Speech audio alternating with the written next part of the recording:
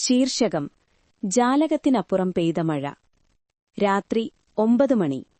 മഴ നഗരത്തെ മുഴുവൻ ഒരു ശബ്ദമായി മാറ്റിയിരുന്നു. എന്റെ മുറിയുടെ ജാലകത്തിനരികിൽ ഞാൻ നിൽക്കുമ്പോൾ എതിർവശത്തെ വീട്ടിലെ ഒരു വെളിച്ചം എന്റെ കണ്ണിൽപ്പെട്ടു. അവിടെ അവൾ, അനു. മഴ നോക്കി നിൽക്കുന്നതുപോലെ തന്നെ ജീവിതം നോക്കി നിൽക്കുന്ന ഒരാൾ.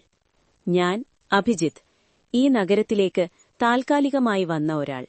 പക്ഷേ അവൾ സ്ഥിരമായി എന്റെ ഉള്ളിലിരുന്നുപോയി. മഴയിലൂടെ പരിചയം. ആദ്യ ദിവസം ഒരു നോട്ടം മാത്രം.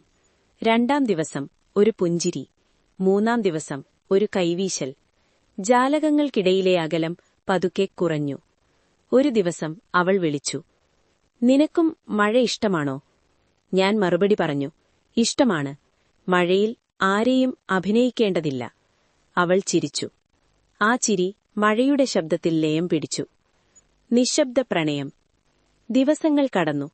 നമ്മൾ സംസാരിച്ചു, മഴയിലൂടെയും രാത്രികളിലൂടെയും. അവൾ പറഞ്ഞു, "എനിക്ക് ബന്ധങ്ങളെ വിശ്വസിക്കാൻ പേടിയാണ്." ഞാൻ ചോദിച്ചു, "എന്തുകൊണ്ട്?" അവൾ പറഞ്ഞു, "ഒരിക്കൽ വിശ്വസിച്ചു, പിന്നെ തകർന്നു." ഞാൻ ഒന്നും പറഞ്ഞില്ല. പക്ഷേ എന്റെ നിശ്ശബ്ദതയിൽ അവൾക്ക് ആശ്വാസം കിട്ടിയെന്ന് ഞാൻ അറിഞ്ഞു. വേർപാട്. ഒരു ദിവസം അവളുടെ ജാലകം അടഞ്ഞിരുന്നു. വെളിച്ചമില്ല.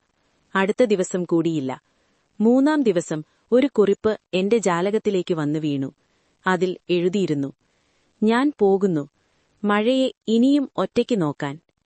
എന്റെ ഹൃദയം നിശബ്ദമായി. വീണ്ടും മഴ. വർഷങ്ങൾ കഴിഞ്ഞു. ഒരു മഴക്കാല രാത്രി. ഞാൻ വീണ്ടും അതേ ജാലകത്തിനരികിൽ. പെട്ടെന്ന് ഒരു വെളിച്ചം. അതേ വീട്ടിൽ. അവൾ, അനു. അവൾ വിളിച്ചു, "ഇപ്പോൾ മഴയെ ഒരുമിച്ച് നോക്കാമോ?" ഞാൻ ചിരിച്ചു. മഴ വീണ്ടും ഒരു പ്രണയത്തിന്റെ സാക്ഷിയായി. അവസാനം. ചില പ്രണയങ്ങൾ മഴ പോലെ ശബ്ദമില്ലാതെ വന്ന് ഹൃദയം മുഴുവൻ നനയ്ക്കും.